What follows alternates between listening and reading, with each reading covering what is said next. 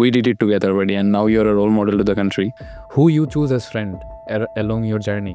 র্যাগিংটা খুবই ডিফিকাল্ট ছিল। তুমি এখন কি মানো যে তুমি সিলেটের থেকে খুলনা বেশি সুন্দর? স্বপ্ন ছিল একসাথে খেলার। বিকেএসপিতে তো একটা স্বপ্ন নিয়ে গেছিলাম। আমাদের কাছে জার্নিটাই অলওয়েজ অনেক বেশি ইম্পর্টেন্ট। ওই জিনিসটা আর কোনোদিন হইতেছে না ভাই, আই নো। গ্রামে বড় হওয়া, ওইখানে একটা টেনিস ক্রিকেট খেলছি। You become what you think you are, it's just a beginning. আসলে অনেক দিন পরে পিছনের অনেক কথা বললাম একসাথে। সো ন্যাশনাল টিমে আসার পরে আসলে লাইফটা অনেক বিজি হয়ে গেছে।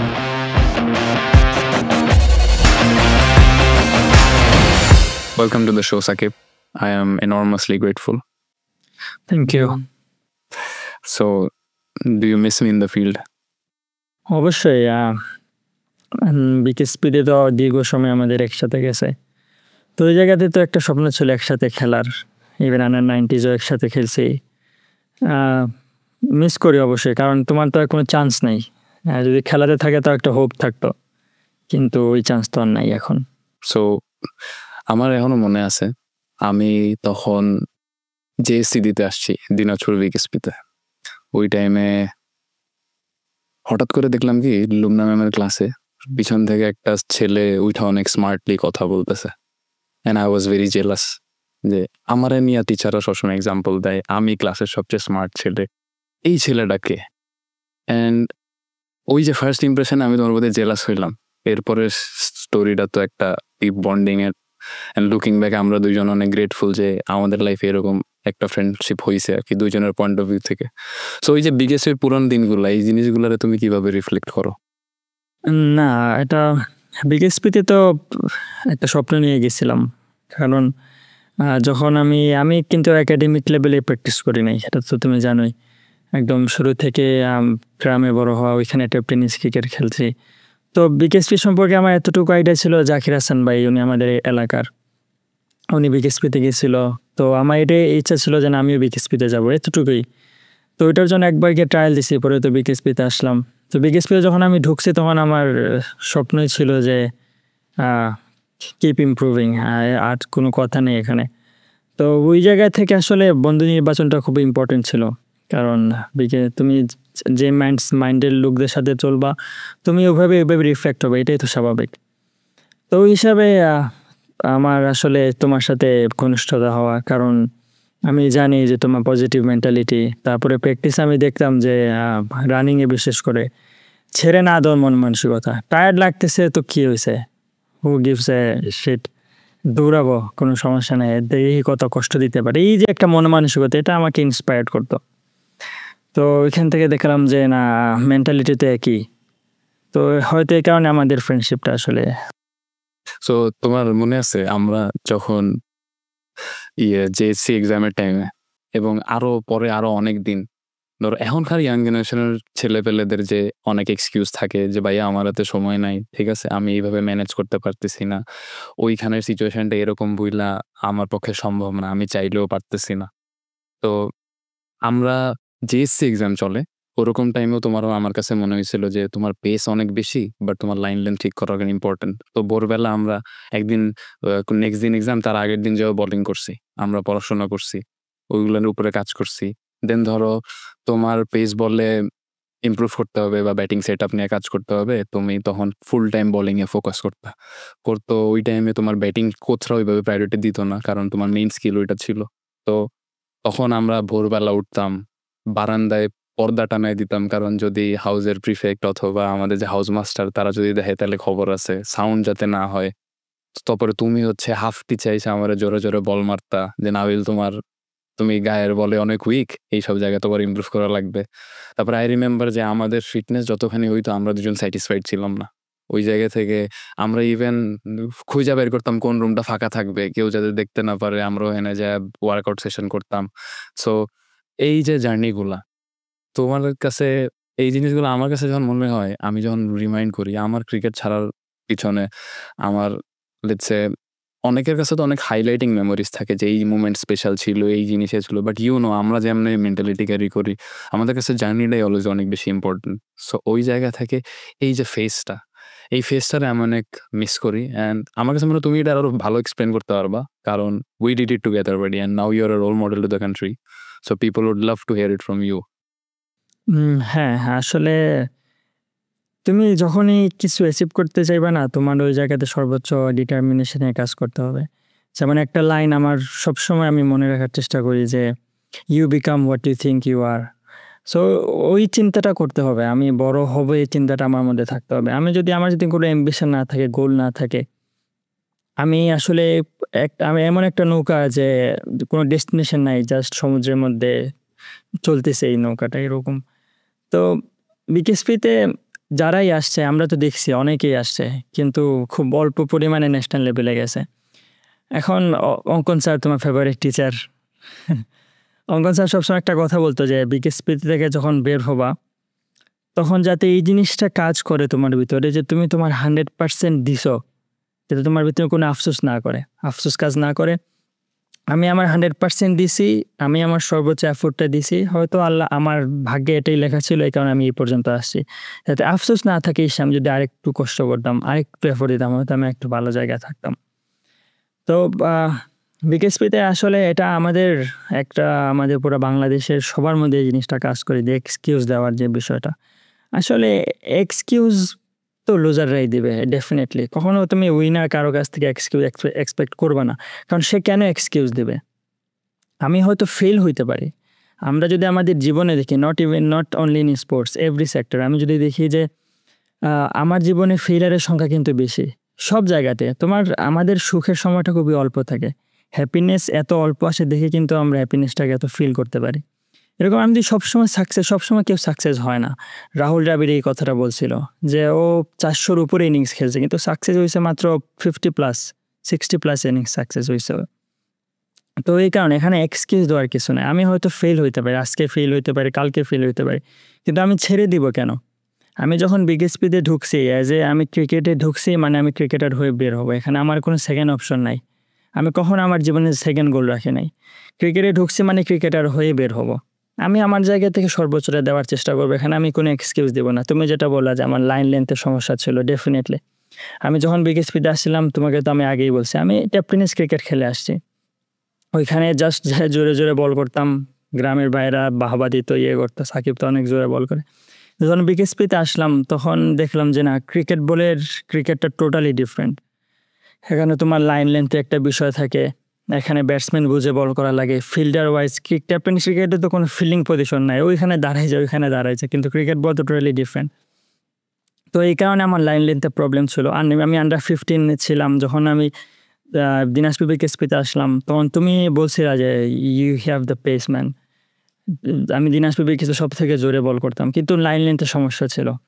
তো এটা আমার ইমপ্রুভ করতে হবে, এটা আমি নোট ডাউন করতাম। আমাদের তো ডায়েরি ছিল বিকেএসপিতে, সবারই ডায়েরি থাকতো। আমি এটা নোট ডাউন করতাম যে না, আমার লাইন লেন্থ ঠিক করতে হবে। এটা আমি আমার টার্গেট হিসেবে নিয়েছিলাম, এবং তুমি আমাকে অনেক হেল্প করছো এই জায়গাতে। তুমি, তারপর আমি আর সাজ্জাদ আমাদের সাথে একবার প্র্যাকটিস করতে আসছিল। তো আমি আসলে এটাই ফাইন্ড আউট করতাম যে কি ইমপ্রুভ করা যায়। কখনো এটা চিন্তা করি নাই যে না, আমি এটা তো পারি না, বা আমার হাইট তো খুব একটা বেশি না। সবসময় এই জিনিসটা যেটা তোমার মধ্যেও ছিল, যে ইমপ্রুভ করা যায় কি, এটা আমরা ফোকাস করতাম। আমরা কখনো চিন্তা করি নাই যে না, আচ্ছা আমার এই জিনিসটা নাই, বা যে আমার পেস আছে, আমার লাইন লেন্থ ইমপ্রুভ করা লাগবে, লাইন লেন্থে ফোকাস করছে। তুমি বডি লাইনে উইক ছিলা, তুমি বডি লাইনের ওইটা প্র্যাকটিস করছো, যেটা আমরা বলছিলাম যে ফ্লোরের মধ্যে আমরা 3 তলায় ফ্লোরে পানি দিয়ে ভিজাই টেনিস বলে জোরে জোরে মারতাম বডিতে, ওইটা খেলার চেষ্টা করতাম। তো আমার কাছে মনে হয় এই জিনিসটাই, যে আমি ইমপ্রুভ কোন জায়গাটা করতে পারি, কিভাবে কন্টিনিউয়াসলি ইমপ্রুভমেন্টের মধ্যে থাকতে পারি, এই জিনিসটাকে নিয়ে আসা। কারণ লাইফ হলো কি একটা আসলে কন্টিনিউয়াস জার্নি। যেমন আমরা ওয়ার্ল্ড চ্যাম্পিয়ন হয়েছিলাম 2020-এ, আমরা তখন মনে হচ্ছে যে না, আলহামদুলিল্লাহ অনেক কিছু করছি। বাট যখন আমরা ঢাকা প্রিমিয়ার লিগ শুরু করলাম, তখন মনে হইলো যে আমরা তো কিছুই করি নাই, it's just a beginning, I didn't achieve anything. তারপরে যখন এইচপিতে গেলাম, দেখলাম যে না, ন্যাশনাল টিমে তো it's not easy to be in national team. You have to perform in Dhaka Premier League, you have to perform in HP team, you have to perform in emerging Asia Cup, everywhere. সব ডোমেস্টিকে perform করার পরে তোমাকে national টিমের জন্য call করবে। তো আসলে তখন এই যে জিনিসগুলা, যে না, আমি বুঝি না যে মানুষ খুব তাড়াতাড়ি কেন গিভ আপ করে। এখানে আসলে গিভ আপ করার কোনো কিছু নাই। আমার কাছে মনে হয় এই মেন্টালিটিটা খুবই ইম্পর্টেন্ট যে হোয়াট এভার হোক, আমি আজকে 10 ওভারে 70 রান দিছি, তো কি হয়েছে, কালকে ম্যাচে আমি আবার সেম মেন্টালিটি নিয়ে যাব যে কালকের ম্যাচে আমি আবার 5টা মারবো, কালকের ম্যাচে আমি আবার 10 ওভারে 60 দিছি, কোনো সমস্যা নেই, ডাজেন্ট ম্যাটার। আমি নেক্সট ম্যাচে আবার সেম মেন্টালিটি নিয়ে যাবো যে আমি পরের ম্যাচে আমি আবার ভালো খেলবো।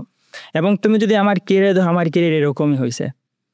আমি কখনোই বদার করি নাই যে আমি আগের ম্যাচে কত রান দিছি না দিছি, আমি নেক্সট ম্যাচ সেম মেন্টালিটি। কারণ ইটস পাস্ট। আমি যদি, যেটা আমার নেপালের সাথে হয়েছিল, আমি 7 রান দিয়ে 4 উইকেট নিয়েছিলাম, ম্যান অফ দ্য ম্যাচ হয়েছে। পরের ম্যাচে আমি ওটা ভুলে গেছিলাম যে না, আমি বেস্ট পারফরমার ছিলাম, আমি আবার অ্যাটাক করছি যে না, আজকে আমি আবার ভালো খেলবো। এবং একই জিনিস হচ্ছে ইন্ডিয়ার সাথে, যখন আমি T20-তে সব থেকে বেশি এক্সপেন্সিভ স্পেল দিছি, নেক্সট গেমে যখন আমাকে আবার নামাইছে, আমার একই মেন্টালিটি ছিল যে আমি এটা ক্যারি করি না আগের ম্যাচে আমি কত রান দিছি, আবার নতুন থেকে শুরু করব। সো এই জিনিসগুলো চিন্তা করাটা খুব ইম্পর্টেন্ট ইয়াং জেনারেশনের জন্য আমার কাছে মনে হয়। আর স্পেশালি স্পোর্টস সেক্টরে তো আসলে এটাই হলো কি, স্পোর্টস সেক্টর একটা বিউটি যে এখানে কোনো এন্ডিং নাই। তুমি এখানে কোনো এন্ডিং নাই, এখানে কোনো স্যাটিসফ্যাকশনের কোনো জায়গা নাই আসলে। তুমি আজকে সেঞ্চুরি মারছো, কালকে 0 রানে আউট হইতে পারো। আমি আজকে 5 উইকেট পারছি, পরের ম্যাচে আমি ম্যাচ হারাই দিতে পারি। হ্যাঁ, everyone is gonna be judgmental to you. Exactly. So আমার এই যে এইখানে আমার একটা জিনিস তোমার কাছে জিজ্ঞেস করার আছে, ইওর ফিলসফি বেসিক্যালি। তো ধরো আমাদের ব্যাচে আমরা যখন 2015 সালে অ্যাডমিট হই, তখন উই ওয়ার সামওয়্যার অ্যারাউন্ড 33-34 জন। তারপরে তোমরা ভর্তি হইলা নেক্সট ইয়ার, তুমি ক্লাস 8-এ অ্যাডমিট হইলা। সো তোমরাও এরকম বেশ কয়েকজন ভর্তি হইছো। এমন একটা টাইম আসলো, তারপরের বছর 200 জন অ্যাডমিট করলো বিকেএসপিতে। সবাই আসলে বিকেএসপি বা অন্যান্য ইনস্টিটিউশনের যে সাকসেসগুলা, সেগুলার অনেক হাইলাইট করে, এই যে ওই প্লেয়ার। বাট ট্রু স্টোরি হইলো, প্রত্যেকটা ব্যাচে যে এরকম 50-60টা প্লেয়ার আসে, ওইখান থেকে সাকসেসফুল হয় 1 থেকে 2 জন। বাকি ফেইলিয়ার রেটটা বেসিক্যালি 99.9%। তো ধরো আমাদের ব্যাচে আমাদের যতজন প্লেয়ার ছিল, ওর ভিতরে আমি এবং তুমি, you are the top now, you are representing the country. And তারপরে ধরো আমার একটা ছোটোখাটো অ্যাচিভমেন্ট আছে যে আমি আন্ডার-19 ওয়ার্ল্ড কাপ জিতছি, আমি এইচপি টিমে খেলছি, ঠিক আছে, and a few other things. তো ওই জায়গা থেকে আমার কাছে মনে হয় জিনিসগুলো খুবই প্লেন অ্যান্ড সিম্পল। আমরা যে লাইফস্টাইল লিড করছি, ওইটার রেজাল্টটাই আমরা পাইছি। বাট যেই জিনিসটা সবাই ভুল করে, আমরা কোনো এক্সপার্ট না, উই আর জাস্ট গ্রোয়িং, ঠিক আছে, আমাদের এখন অনেক কিছু শেখার আছে। The reason why we are doing this because we want to send a message. আমাদের সময় এরকম কেউ বলার ছিল না, আমাদের এরকম কেউ যদি পথ দেখাইতো তাহলে আমাদের জন্য ইজি হইতো। তো তোমার কাছে কি মনে হয়? আমার কাছে মনে হয় আমি আল্লাহর কাছে অনেক গ্রেটফুল যে আমি তোমার একজন ফ্রেন্ড হিসেবে পাইছিলাম। আমরা ওই টাইমগুলো একসাথে পার করছিলাম, এই কারণে হয়তো ব্যাচের হয়ে আমরা হিস্ট্রি ক্রিয়েট করছি, যেটা অন্য কেউ করে নাই। অন্য কেউ যখন হয়তো রাত জেগে ফোন ইউজ করছে, তখন হয়তো আমরা ঘুমাইছি, এই প্ল্যানিং যে আমাদের 5টার সময় উঠতে হবে, নামাজ পড়তে হবে, ট্রেনিং করতে হবে। সো তোমার কাছে কি মনে হয়, একটা ফ্রেন্ড যখন সিলেক্ট করবে, একটা মানুষ ইন্ডিভিজুয়াল, এই ফ্রেন্ডশিপ চুজ করার ক্ষেত্রে তার কি চেক করা উচিত, অ্যান্ড এই ফ্রেন্ডশিপের রোলটা কি গ্রোয়িং আপ? আসলে তুমি একদম কোর কথাটাই বলছো, যেটা বললা যে আমরা জাস্ট প্রসেসের রেজাল্ট পাইছি। এটাই মেইন কথা, এটাই যে আমার কথা হলো কি, আমার যদি আগামীকালকে ম্যাথ পরীক্ষা থাকে, আমি যদি ম্যাথের প্রিপারেশন আমার খুব ভালো হয়, ডেফিনেটলি আমি কনফিডেন্ট থাকবো।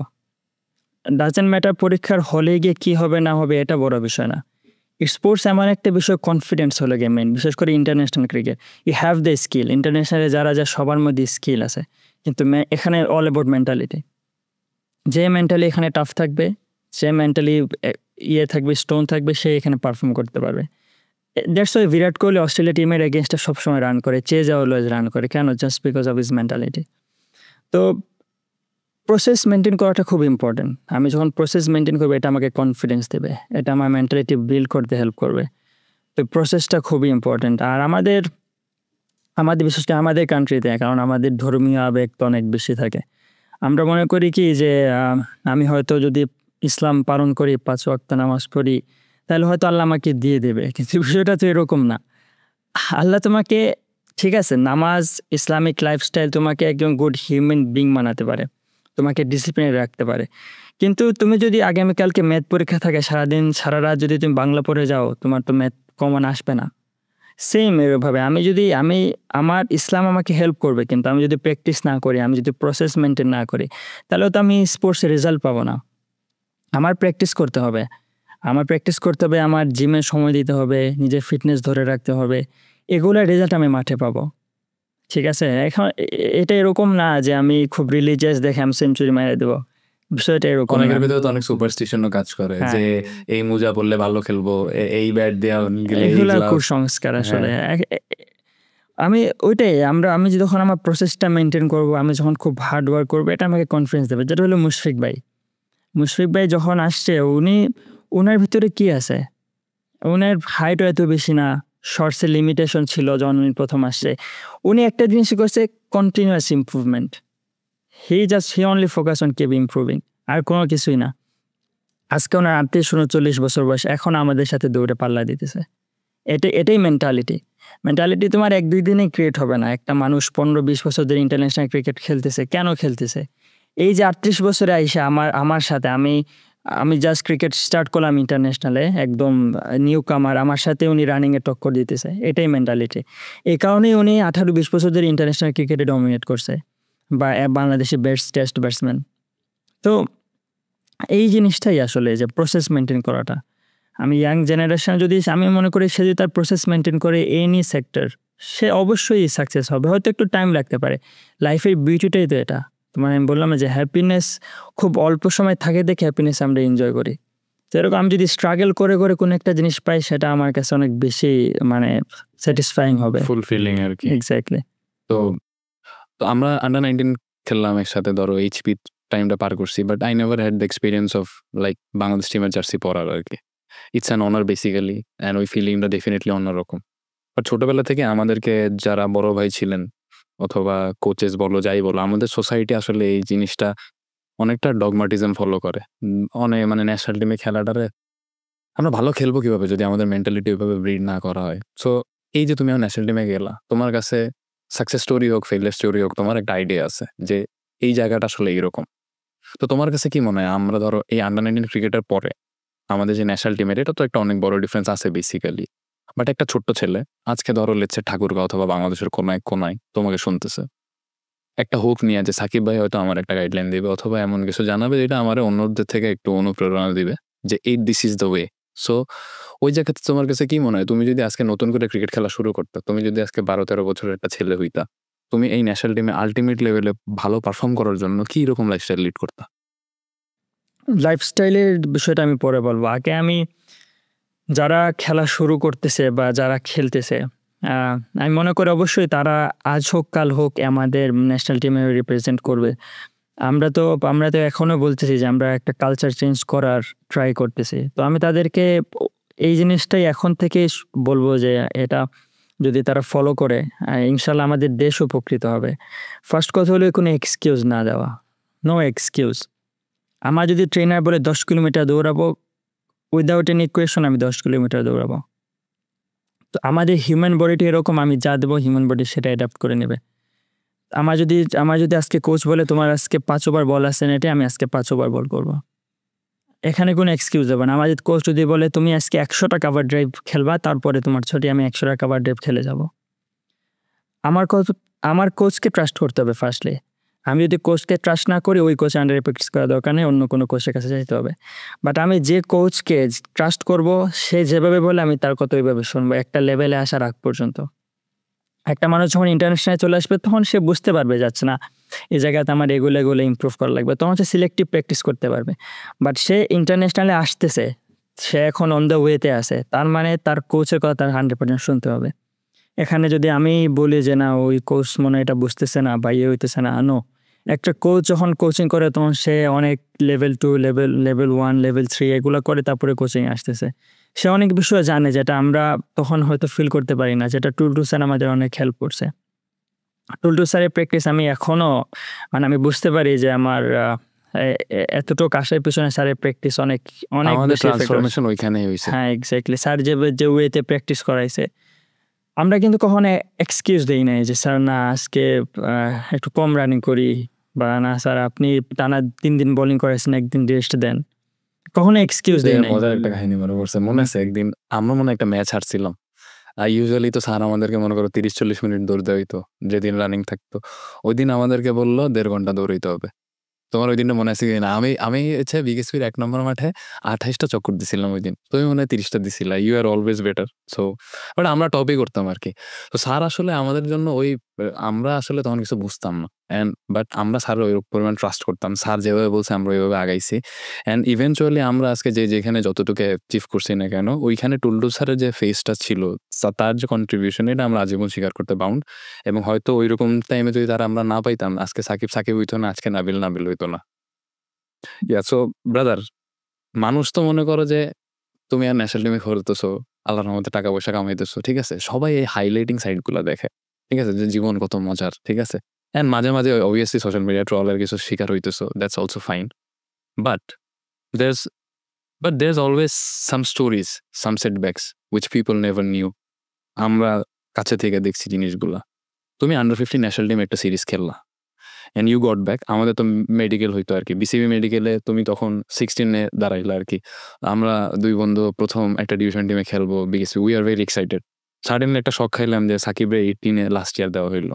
But I will definitely admit যে আমি জীবনে কাউরে এরকম দেখি নাই যে কিনা ওই সিচুয়েশনটারে কোনো নেগেটিভলি মানে রেসপন্ড করবে না, এমন মানুষ আমার কাছে মনে হয় না। সাধারণত কেউ কিছু মনে করো যে একটু পকেটে টাকা না থাকলেও এটা নিয়ে অনেক কথা বলে। বাট জিনিসটা হইলো তোমার তো বেসিক্যালি ওই মোমেন্টে একটা, তুমি কতটুক ছেলে, তুমি কি বুঝো, তোমার এক্সপিরিয়েন্স কি? কিছুই না। তো ওই সময় মনে হবে তোমার কাছে যে আমার পুরো দুনিয়াটা শ্যাটার হয়ে গেছে। বাট আমি নিজে উইটনেস করছি যে তুমি জিনিসটাকে কেমনে কাউন্টার করছো। তোমার সান্ত্বনা দেওয়ার কোনো দরকার ছিল না আমার বা কারো। You are with your diary, you are with your lifestyle. তুমি পরের দিন সকালে রানিং করতে যাবা, তার আগে তোমার কি গুছানো লাগবে এই জিনিসটা তুমি অর্গানাইজ করতা। বাট দিন শেষে ভাই যতই আমরা মোটিভেটিং অ্যান্ড আপডেটিভ স্টোরি বলি না কেন, ওই টাইমে নিজের ভিতরে তো অনেক সেলফ টক কাজ করে। অনেক কিছু ভাবে নিজের গাইড করা লাগে। তুমি হয়তো মানুষ ইমোশন বা সিম্প্যাথি এগুলারে বেল দেয় না বললে তুমি হয়তো ওইভাবে কারো কাছে স্বীকারও করো নাই, ঠিক আছে? আবার ধরো আমি 16 টিমে খেলতে গেছি, 17 ক্যাম্পে আসি। আসার পরে ২ বন্ধু আড্ডা দিচ্ছি। বাট তোমার ভিতরে একটা দূরত্ব হইলো, ফিল হইছে যে you could have been with me, ঠিক আছে? আমিও ধরো ওইভাবে বলি নাই। বাট ওই যে ফেসটা তুমি অন্যদের মতো না কইরা তুমি নিজেরে প্রিপেয়ার করছো অন্যরকম। আমি আইসা তোমার কাছে ইন্সপায়ার হইতাম। আমার কাছে মনে হতো ন্যাশনাল ক্যাম্পে আমি যা করি না তার থেকে সাকিব বেশি করতেছে। এমনি সময় তো ধর আমরা ২ জন একসাথে ছিলাম, ২ জন ২ জনের সাপোর্ট দিছি। বাট ওই টাইমে তুমি একা ছিলা। প্রত্যেকটা সেশনে এইভাবে নেওয়া, ঠিক আছে? যখন কিনা তোমার কোনো পাওয়ার কোনো কিছু নাই। তুমি জানো যে আমি এখানে ভালো করলে কিছু হবে না। বাট তুমি কন্টিনিউ করছো। You already spoke about process, I get it. But the জিনিস হইলো দিন শেষে ঘুমাইতে গেলে আমরা তো একটু আশা খুঁজি যে কি হবে? তুমি কইরা গেছো। ২-২.৫ বছর তুমি এরকম করছো। ফাইনালি তুমি 18 খেললা। খেলার পরে তুমি 19 এও ১ম এ আমাদের সাথে বাদ পড়লা। ইংল্যান্ড সিরিজে ১ম তুমি আর আমি একসাথে আমাদের এসএসসির আগে বাংলাদেশ টিমের জার্সি একসাথে শেয়ার করছি আরকি। আন্ডার 19 লেভেলে হইলো। বাট আমার কাছে মনে হচ্ছে তোমার লাইফের সবথেকে বেশি তুমি সামনের ক্যারিয়ারও যদি কোনো খারাপ টাইম ফেস করো, আমার কাছে মনে হয় না ওই দিনটা তুমি ফেস করবা যেই দিনটা তুমি সাকিব ওই ইয়াং টাইমে নিজেরা যেভাবে প্রিপেয়ার করছো। অ্যান্ড ওই জিনিসটাই তোমার পার্সোনালিটি বিল্ড আপ করছে। ওই জার্নিটার ব্যাপারে যদি তুমি ডিটেইলে বলো, তাইলে আমার কাছে মনে হয় এইটা হচ্ছে বাংলাদেশ ক্রিকেটের যারা ফার্স্ট ডিভিশন খেলতেছে, ফাইন্যান্সিয়াল প্রবলেম হোক, সেকেন্ড ডিভিশন খেলতেছে, ইজ লেভেল ক্রিকেটার, ওদের 90% কোয়েশ্চেনের অ্যান্সার এই জিনিসটা ফিল আপ করতে পারে। What was actually going on inside you? Under 18 যখন আমি পাইলাম, আসলে তখন আমি 16 খেলার কথা। এখন আমাকে আন্ডার 18ও নেবে না, আবার ওইদিকে 16ও আমি খেলতে পারতেছি না। তো ওই একটা বছর আসলে টাফ ছিল, টু বি ভেরি অনেস্ট। আসলে টাফ ছিল। তখন আমার মনে আছে বিকেএসপি থেকে আমি গেছিলাম সিলেট ফার্স্ট ডিভিশন খেলতে। আমি আশা করছিলাম ওইখানে আমি ম্যাচ খেলবো। তো এখানে 4টা ম্যাচ ছিলাম, একটা ম্যাচও খেলায় নাই আমাকে। 4টা ম্যাচে আমি বসেছিলাম। তো ওই বছরটা আসলে একটু টাফ ছিল আমার জন্য। কিন্তু আমার মাথায় এটাই ছিল যে there is no word giving up. ওইটা আমি প্রিপেয়ার করবো আমাকে নেক্সট ইয়ারের জন্য। এই একটা বছর আমি বিকেএসপিতে কষ্ট করব, আমার স্কিল ইমপ্রুভ করব, ফিটনেস ইমপ্রুভ করব। নেক্সট ইয়ার যখন আমি আন্ডার 18-এ যাব, তখন যাতে আমি ফুললি প্রিপেয়ার থাকি। আর টু বি ভেরি অনেস্ট, কিছু কিছু পুশ দরকার আছে লাইফে। যেমন আমার লাইফে ওই সময়টাতে পুশ ছিল, তোমার মনে আছে কি, যখন তোমরা ক্যাম্প থেকে আসার পরে যখন আমরা একসাথে প্র্যাকটিস করতাম, তখন প্রায় সময় বলতা যে আন্ডার 17-এ থেকেও আমার বল খেলাটা তোমাদের কাছে ডিফিকাল্ট মনে হয়, বা আমার বলে পেস বেশি।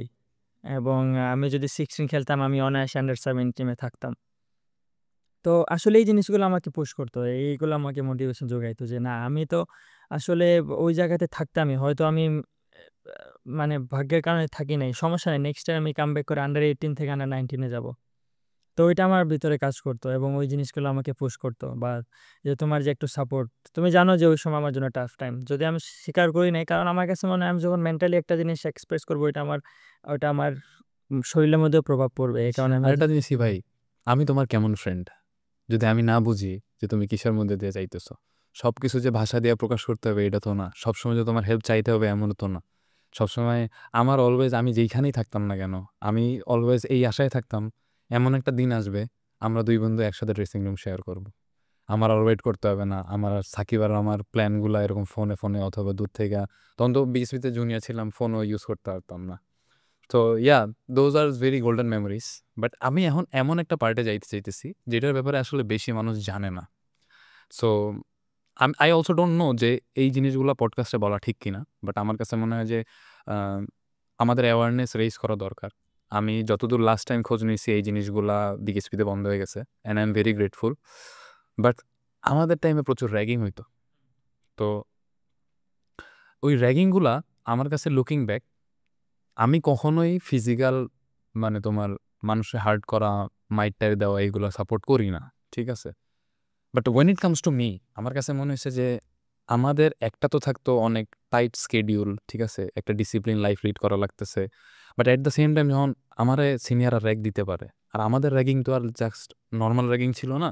তো ওই ডিটেলসে না যাই, বাট ওই জিনিসগুলা আমাদের মনে করো যে সারাদিন শেষে এত কষ্ট করার পরে মাঝে মাঝে তো চেয়ারে বসতেও কষ্ট হইতো ভাই, মসজিদে উজু করতে গেলেও বসতে কষ্ট হইতো আর কি। হ্যাঁ, তো এই যে জিনিসগুলা, এই যে প্যাটার্নগুলা, লুকিং ব্যাক আমার কাছে মনে হয় দোজ ওয়ার দ্য থিংস যেই জিনিসগুলো আমাদেরকে আসলে বড় বিগার পিকচারের জন্য রেডি করতেছিল। হ্যাঁ, আমার কাছে মনে হয় এখনকার যখন আমাদের সোসাইটি তো মনে করো অনেক ডিজিটালাইজড হয়ে গেছে এখন, মানে এখনকার ছেলেপেলে যারা আমাদের ওই টাইমের যে এখন আছে, ওদের কাছে গেলে ম্যাক্সিমাম টাইম দেখি আমরা যা করছি ওই জায়গা থেকে পোলাপাইন এখন বেশি ফেসবুক বেশি ইউজ করে, ইউটিউব বেশি ইউজ করে, ঠিক আছে, তার পোস্টে কতগুলো লাইক হইলো, কয়জন তারে চিনে, but nobody gives a damn about what's happening to your growth, how the life you're living. কেউ নিজেরে কোয়েশ্চেন করে না যে আমি আসলে নিজেরে কই দেখতে চাই, কোন দিকে আগাইতে চাই, আমি কাদের সাথে মিশতেছি, ঠিক আছে, everybody is just following the trend. So ওই জায়গা থেকে ওই যে বিকেএসপি র্যাগিংয়ের পার্টটা, অনেক সিনিয়র ছিল যারা আমার একটু স্পেশাল খাতির করতো আর কি মাইরের সময়, ঠিক আছে, অ্যান্ড ওই টাইমে আমি নিজেরা বলতাম তোমরা এই কাজটা করতেছো because you know I am better than you. এই যে প্রত্যেকটা সিচুয়েশনে আমরা যেভাবে কাউন্টার করতাম, তুমি জিনিসগুলোরে কিভাবে দেখতা? Sorry for the interruption, this video is sponsored by Adventure Wheels. আমার জার্নির শুরুতে তারা আমার উপর ট্রাস্ট রাখছে, and I obviously trust them. So আপনি যখন আপনার ড্রিম কারটা কিনতে যাবেন, I believe you will trust them as well. And at least যদি আপনি কখনও তাদের কাছ থেকে কিছু নাও কিনেন, বা কোনো কনভারসেশনের সময় বাংলাদেশে যদি গাড়ি নিয়ে কথা হয়, you will at least mention Adventure Wheels. আসলে র্যাগিংটা খুবই ডিফিকাল্ট ছিল এবং এটা একটা আসলে ট্রমার মধ্যে দিয়ে যাইতাম আমরা, যে কখন সিনিয়ররা ডাকে, স্পেশালি বৃহস্পতিবার তো ফ্রি বোনাস, ওই দিন তো মাস্ট যাওয়াই লাগবে। রাত্রে খাওয়া, ভালো মন্দ খাওয়া। আর এটা আমি বলবো যে আমাদেরকে মেন্টালি টাফ করছে, ডেফিনেটলি মেন্টালি টাফ করছে, কারণ আহ, একবার আমাদের পরীক্ষা ছিল, আমরা আসলে পরীক্ষা বসতেও কষ্ট হচ্ছিল, কিন্তু প্র্যাকটিসে গিয়ে আমরা আমাদের 100% দিছি, যে ওই পেইনের কথা একদম ভুলে গেছি। সো এটার গুড সাইডও আছে, বাট ব্যাড সাইডও অনেক বেশি। আসলে আমাদের সিনিয়রও যখন র্যাক দিত তখন ভুলে যেত যে ওরা যে মানুষ, মানে একটা লিমিটেশনস থাকা দরকার, ডেফিনেটলি একটা লিমিটেশনস থাকা দরকার, র্যাগিংয়েরও দরকার আছে, বাট ওরা লিমিটেশনস অনুযায়ী। কারণ দিন শেষে আসলে কেউ কারো ছোট ভাইরে এরকম র্যাগিং করতে পারে না, বিকেএসপিতে আমরা যেটা ফেস করে আসছি। ওগুলা নামের বড় ভাই, আমার কাছে মনে হতো ওরা আসলে এটা এনজয় করতো।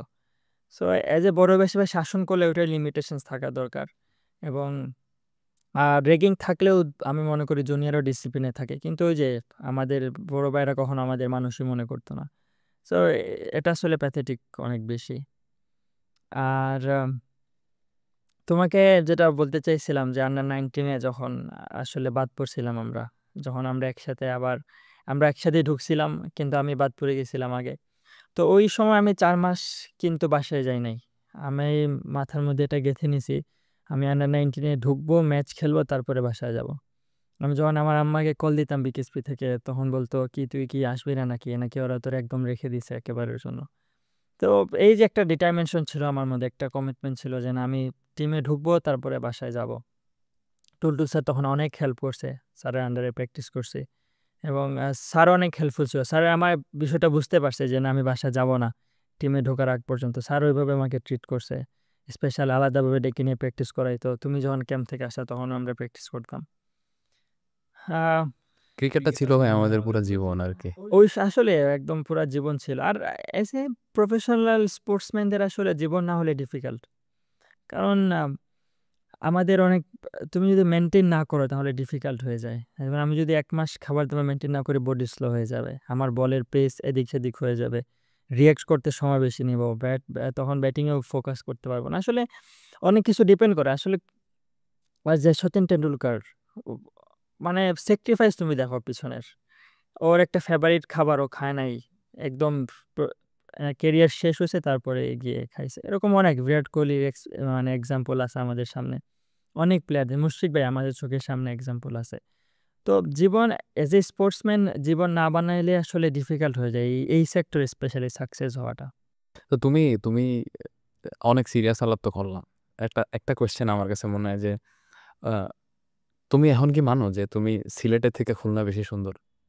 না, আমি কখনোই মানি না, এটা বাংলাদেশের কেউই মানবে না, না, কারণ এটা তো আসলে যতদিন একটা মানুষ কথায় আছে, দেখো আমরা বলি যে পেস বলারের বুদ্ধি হাঁটুর এখানে, ঠিক আছে, ক্রিকেটে আমাদের এরকম একটা টার্মিনোলজি আছে।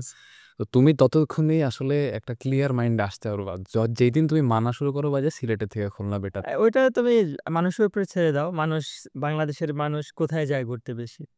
সুন্দরবন দেখতে তো কয়জনই বা তো যায়? পাথর টাথর সব নিয়ে গেছে, এখন মানুষ যাবে কি করতে?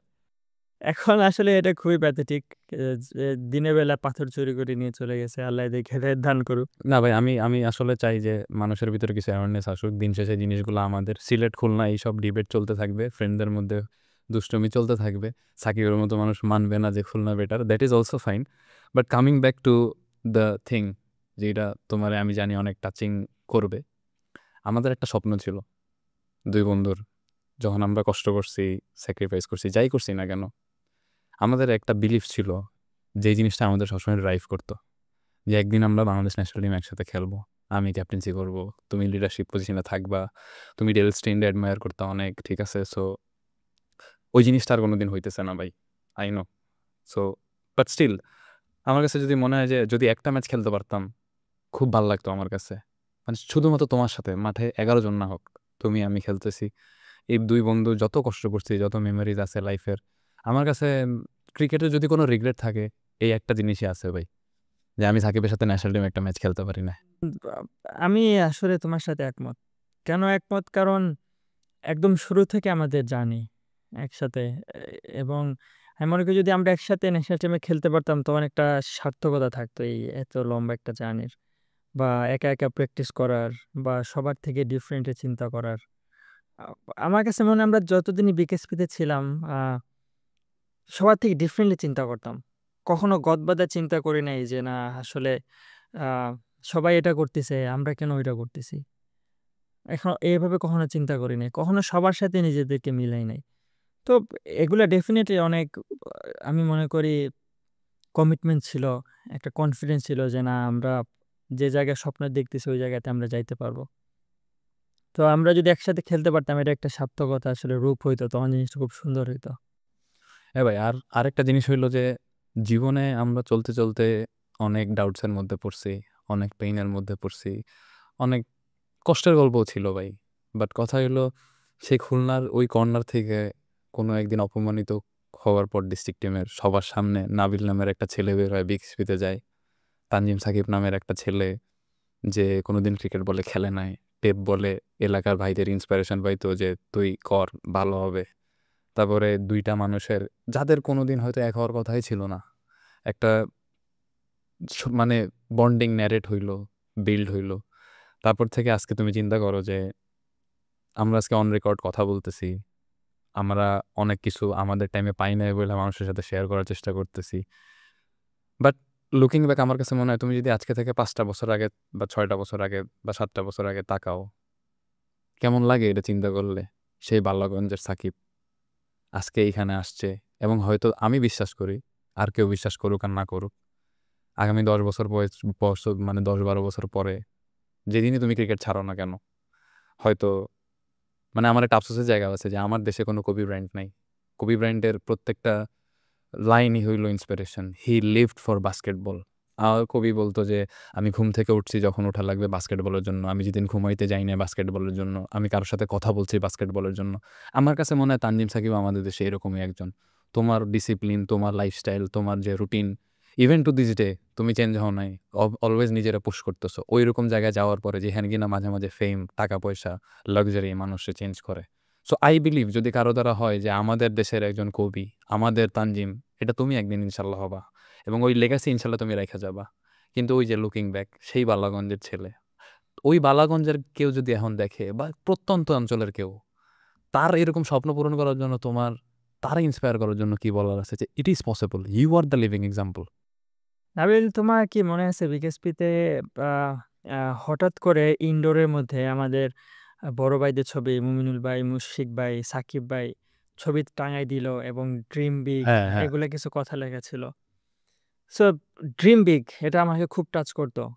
এবং আমি যখন বালাগঞ্জে থাকতাম, গ্রামে থাকতাম, আমার বোনরা সবসময় জিজ্ঞেস করতো যে what's your aim in life, তখন আমি বলতাম যে আমি ক্রিকেটার হব। এটা ডেফিনেটলি একটা হাস্যকর একটা বিষয়। তারাও হাসতো যে কি বলতেছে, ক্রিকেটার কেমনে হব আমি? মাথায় সমস্যা আছে। কিন্তু ওই যে আমার আমার ভিতরে একটা স্বপ্ন ছিল, না ক্রিকেটার হবই, ক্রিকেটার হব, দেশের হয়ে খেলবো। এই স্বপ্নটা ছিল। যখন বিকেএসপিতে আসলাম তখন যে আমরা বললাম প্রসেস এভরিথিং, আসলে ওই যে বীজটা ওইখানেই মাথার মধ্যে ঢুকে গেছিল, ক্রিকেটার হব। ক্রিকেটার হইতে গেলে কি কি লাগে স্যারেরা হেল্প করছে, যে প্রসেস মেনটেন করতে হবে, ডিসিপ্লিনে থাকতে হবে এবং খাওয়া দাওয়া ঠিক করতে হবে, ভালোভাবে প্র্যাকটিস করতে হবে, এগুলো মাথার মধ্যে গেঁথে নিছি। উল্টাপাল্টা কোনো কিছু চিন্তা করি নাই, নিজের থেকে তো চিন্তা করি নাই, স্যারকে বিলিভ করছি, স্যারকে ট্রাস্ট করছি। কারণ আমার তো এক্সপিরিয়েন্স নাই, আমি জানি না কেমন ক্রিকেটার হইতে হবে। স্যার তো জানে, স্যার তো আরও প্লেয়ার অনেক বানাইছে। তো স্যারকে বিশ্বাস করছি, স্যার যে কথাগুলো বলছে ওই কথাগুলো মানার চেষ্টা করছি এবং আলটিমেটলি নিজের একটা গোল অন্তত পৌঁছাইছি, দেশের হয়ে খেলতেছি। এখন আরও অনেক গোল বাকি ইনশাল্লাহ। আর definitely Kobe Bryant is a legend. মানে তার কোটগুলো পড়লে আসলেই নিজের মধ্যে একটা মোটিভেশন মাম্বা কাজ করে। মেন্টালিটি। এক্স্যাক্টলি। সো আসলে তার মোটিভেশন থেকে হি ওয়াজ ভেরি ডিসিপ্লিন। সে বললো না যে বাস্কেটে সে অনেকগুলা বল বাস্কেট করতো, সে কখনো মানুষ তার কখনো প্র্যাকটিস দেখে নাই, ম্যাচ দেখছে। সো সে 1000টা বল বাস্কেটে থ্রো করতো, তারপরে এরপরে সে ম্যাচে গিয়ে সাকসেস হইতো। সো ওই যে পিছনের যে স্যাক্রিফাইস, যে কষ্ট, যে পরিশ্রম, আসলে এটা খুবই ইম্পর্টেন্ট। এটা খুবই ইম্পর্টেন্ট। যারা ওই যে প্রথম একটা কথা বলছিলাম না যে you become what think you are. So বাংলাদেশের যে কোনো কর্নারে যে কেউ যদি স্বপ্ন দেখে, আমি বলবো সে স্বপ্নটা দেখা উচিত এবং খুব বড় স্বপ্ন দেখা উচিত। স্বপ্ন কেন ছোট দেখব? স্বপ্ন দেখতে তো কোনো কষ্ট হয় না, স্বপ্ন দেখতে টাকা লাগে না। আমি অনেক বড় স্বপ্ন দেখব এবং ওই স্বপ্নটা কিভাবে অ্যাচিভ করা যায় আজকে থেকে কাজে লেগে যাব। এখন কেউ যদি ক্রিকেটার হইতে চায়, আমি মনে করি ডেফিনেটলি তার ক্রিকেটের পেছনে প্রচুর পরিশ্রম করতে হবে, ক্রিকেটের পেছনে তাকে সময় দিতে হবে এবং তার তার যে কোচ আছে তার মাধ্যমে তার কন্টিনিউয়াস ইমপ্রুভমেন্টের একটা ছক কষে নিতে হবে এবং কন্টিনিউয়াসলি প্র্যাকটিস করে যাইতে হবে। আর দিন শেষে ইটস এ স্পোর্টস, এনজয় করাটা মাস্ট। আমরা কিন্তু এনজয় করতাম ম্যাচে, মনে আছে? তুমি যতবারই আমার এগেনস্টে থাকতে আমি তোমাকে গিয়ে স্লেজিং করতাম বোলিং করে। You are my best friend, but মাঠে কোনো ফ্রেন্ড নেই। না, we are always opponent, we are always opponent. So মাঠের বাইরে সব। মাঠের বাইরে সব ওই এনজয়মেন্টটা থাকতে হবে। কারণ দিন শেষে এটা তো একটা খেলা, আমি যদি খেলাকে এনজয় না করি আমি কখনো পারফর্ম করতে পারবো না।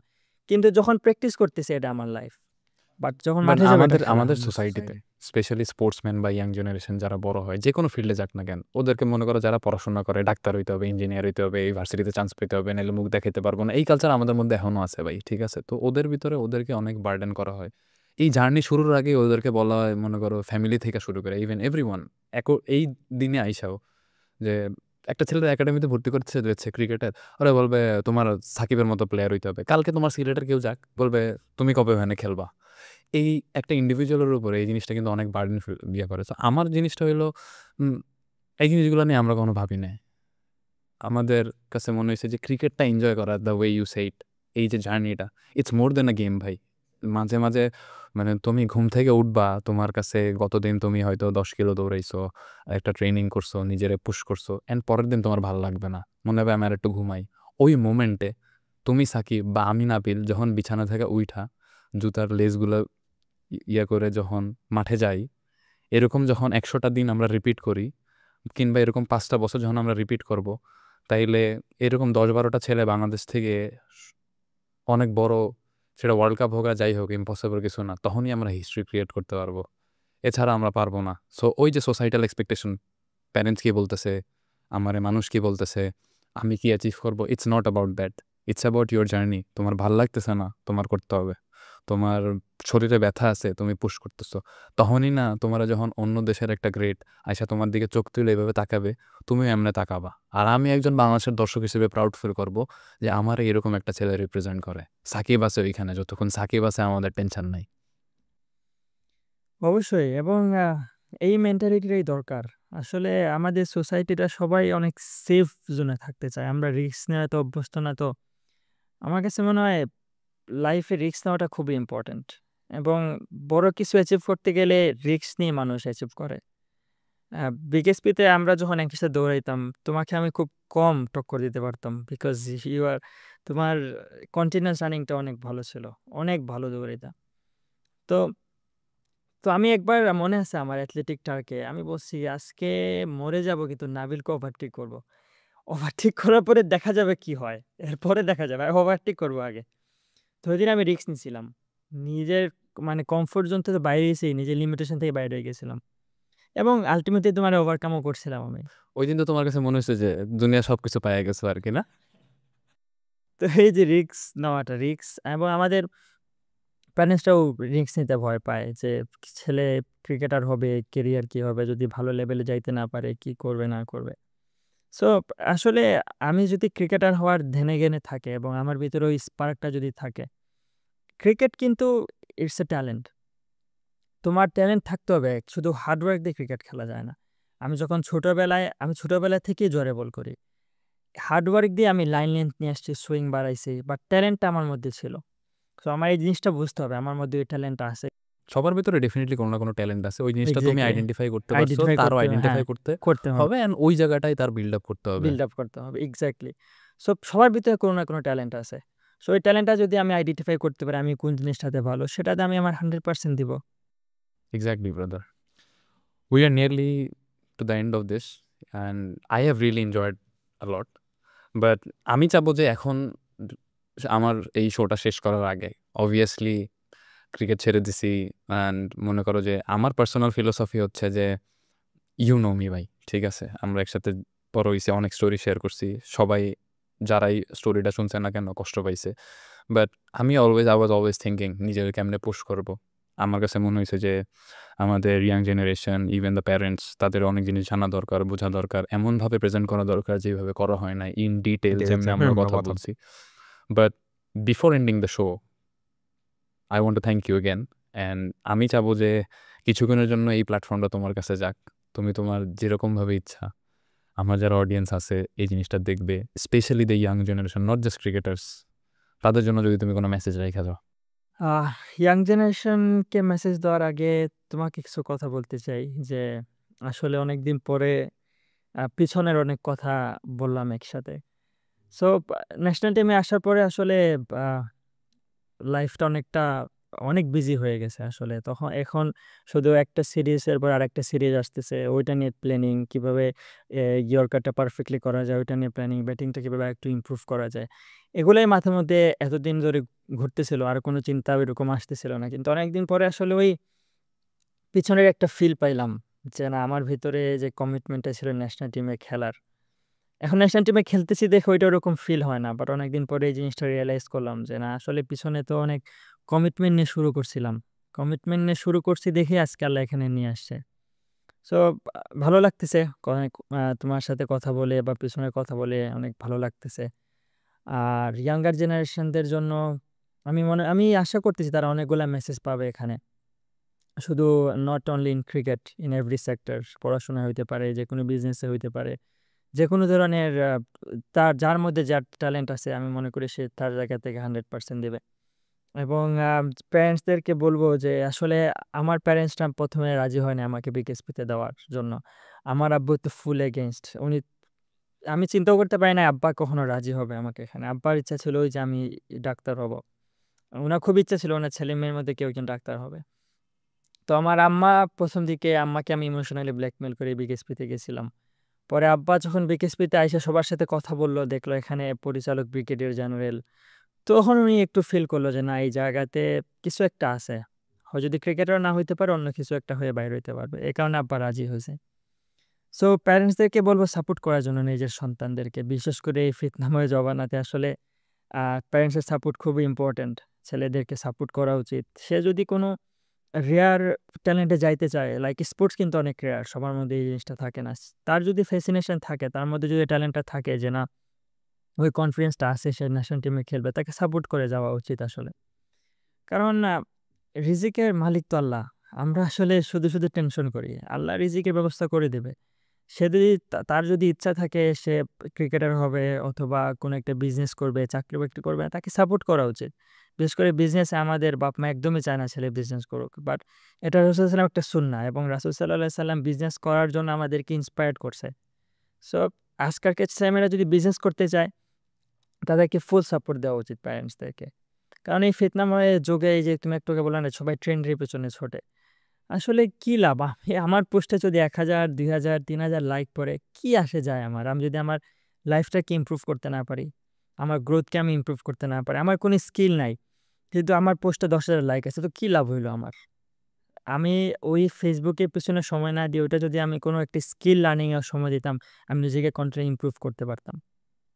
সো প্যারেন্টসদেরকে এটাই বলব যে সন্তানদেরকে সাপোর্ট করা উচিত এবং সন্তানদেরকেও বলব যাতে ট্রেন্ডের পেছনে না ছোটে। দেখো আমি কিন্তু এই যুগেরই ছেলে কিন্তু আমার Facebook, Instagram এর প্রতি কোনো ফ্যাসিনেশনই নাই। তুমি আমার ফোন চেক তুমি করো তো Facebook সেলিব্রিটি, তুমি এমনিই টাকা পাও ওই জায়গা থেকে, তোমার ফ্যাসিনেশন থাকবে কেমনে? না, আমার Facebook অ্যাপও নাই, Instagram অ্যাপও নাই। আমার যখন ছবি আপলোড দেওয়ার তখন আমি ডাউনলোড করি আবার ডিলিট করে দেই। কারণ অনেক টাইম কিল করে ভাই যেটা সত্য কথা। আর তুমি তো জানো আমি তোমাকে আরেকটা জিনিস ধন্যবাদ দিতে চাই বই পড়ার যে হ্যাবিট আমি তোমার থেকে শিখছি এবং এটা আমাকে অনেক হেল্প করছে জীবনে। বই ইজ বেসিক্যালি একটা মানুষ তার জীবনের একটা পুরো এক্সপেরিয়েন্স ওখানে বইলে দিছে। ৫০টা বই বললে তুমি ৫০টা মানুষের জীবনের পয়েন্ট অফ ভিউ জানবা, নিজে কিছু নিতে পারবা, শিখতে পারবা তোমার জন্য। সো ব্রাদার, জিনিসটা হইলো আমি বন্ধুদেরকে কখনো থ্যাংক ইউ দিতে হয় না। আমি তোমাকে থ্যাংক ইউ দিতে চাই না, but still it was amazing, it was brilliant. And অনেকদিন পরে মনে হয়েছে যে আমার কাছে মনে হয় না যে আমি তোমার সাথে ক্যামেরায় কথা বলতেছি। বিকজ আমরা আসলে দিনের পর দিন, ঘন্টার পর ঘন্টা, বছরের পর বছর কথা বলছি কেমনে ভাই বেটার করা যায়, কেমনে আর একটু ভালো করা যায়। সো ওই জিনিসগুলো আসলে এই ১-২ ঘন্টায় কভার করা সম্ভব না। বাট আমি আশা করব যে তুমি সুদূর সেই বালাগঞ্জ থেকে উঠে আসছো, আজকে যেইখানে গেছো, তোমার যে জার্নিটা, আমরা এতক্ষণ যে কথা বলছি, যে সেটব্যাকের জিনিসগুলা, এই জিনিসগুলা বাংলাদেশের কোনো কোনায় কোনো একটা ছেলের খারাপ একটা টাইমে যখন তার একা লাগে অথবা সে কোনো পথ দেখতে পাইতেছে না, ওই টাইমে তারা ইন্সপায়ার করুক যে সাকিব ভাই পারছে, নাবিল ভাই পারছে, যতটুকুই পারুক না কেন। অ্যান্ড মেইন জিনিস হইল আউটকামের থেকে প্রসেসটা বেশি ইম্পর্ট্যান্ট। আর জীবনে তুমি খুবই সৌভাগ্যবান হবা তুমি যদি একজন নাবিল হয়ে থাকো বা যেই হয়ে থাকো, তুমি যদি সাকিবের মতো কোনো ফ্রেন্ড পাও। সো ওই জায়গা থেকে who you choose as friend along your journey, তোমার যাত্রায়, স্পেশালি যখন তুমি ছোট অথবা তোমার ক্যারিয়ারের জন্য তুমি কাজ করতেছো, ওইরকম টাইমে তুমি যাদের সাথে বেশি বেশি সময় স্পেন্ড করবা, ওইটার উপরে ডিপেন্ড করে তোমার লাইফ কেমন হইতে যাইতেছে। So I'll tell you brother, I am enormously grateful and I hope যে তুমি কবি ব্রায়ান্ট যেরকম মাম্বা মেন্টালিটি ইনস্টল করছিল, আজকে যে কবি দুনিয়াতে নাই আমার মাঝে মাঝে বিশ্বাস হয় না। আমার কাছে মনে হয় কবি আমার পাশেই আছে, যে পরিমাণ ইম্প্যাক্ট আমার লাইফে সে করছে। সো ওই জায়গাতে আমি মনে করবো ইউ বিকাম সামওয়ান, যেটা হচ্ছে and I believe you will, যেটা বাংলাদেশের মানুষ একটা টাইমে বলবে যে আমাদের সাকিব অথবা তোমার কোনো ট্যাগ। অ্যান্ড ওইটা নিয়ে একদিন হয়তো আমার ফ্যামিলি হইলে, আমার কোনো সন্তান হইলে আমি তাদেরকে অন্য সব বাবা মাদের মতো বলবো যে this was my friend, he was a brilliant man and he created a legacy for every one to follow. And lastly brother, I will leave the mic to you again, but before that আমি তোমার বলি আমার এপিসোডের একটা trend থাকবে always. So my next guest is going to be Abhishek Aranya, and I want you to finish the show by leaving a message towards him. অভিষেক অরণ্য আমি বলবো যে আমাদের 2020 সালের 19 ব্যাচের সবার জন্য একটা ইন্সপিরেশন। কেন? Because he was injured for 4 years. একটা মানুষ 4 বছর ধরে টানা injured, not a single match, nothing, just only in academy doing his rehab, but still pain is there. But ও কখনো গিভ আপ করে নাই, কখনো এটা চিন্তা করে নাই ছেড়ে দেবো খেলা। আমার 4 বছর হয়ে গেছে, এখন তো আমি ক্রিকেট না ছাড়ি, আমি তো অন্য কোনো প্রফেশনে যাইতে হবে, আমার লাইফ তো চালাইতে হবে। ওখানে এটা চিন্তা করে নাই, still pushing himself, still pushing himself, still pushing himself. So এটা আমার মনে হয় আমাদের সবার জন্য একটা ইন্সপিরেশন, আমাদের আন্ডার 19 ব্যাচের 2020 সালের। এবং আসলে আমি বলবো যে আমাদের ব্যাচের সব থেকে যদি মেন্টালি টাফ হয় মনে করে যেটা অরণ্য, ডেফিনেটলি নো, মানে কোনো ডিবেট নেই এখানে। বিকজ একটা মানুষ 4 বছর 5 বছর টানা ইনজুরিতে still not giving up, he is a aura mentality man. Brilliant, man. Thank you so much. Thank you, Hope to see you again soon, bye. ইনশাআল্লাহ।